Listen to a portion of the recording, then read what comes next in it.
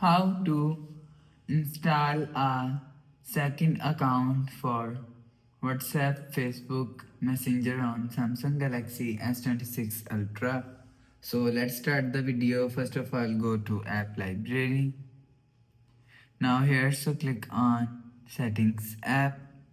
Now in Settings, scroll down and click on advanced features. So you will see advanced features is here, so click on advanced features. Now here, so scroll down and click on dual messenger. You will see dual messenger is here, so click on dual messenger. So you will see WhatsApp, Facebook and Messenger is here. So if you want to install second account, so turn on this button. So after turn on this button, click on install.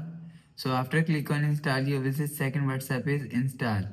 So if you want to install second Facebook account, so turn on this button and click on install. You will see second Facebook account is installed. So if you want to install Messenger app account, so turn on this button and click on install. You will see WhatsApp, Facebook, Messenger app is installed. So after the process, go back to home screen, refresh phone. So that's how you can install a second account of WhatsApp, Facebook, Messenger on Samsung Galaxy S26 Ultra.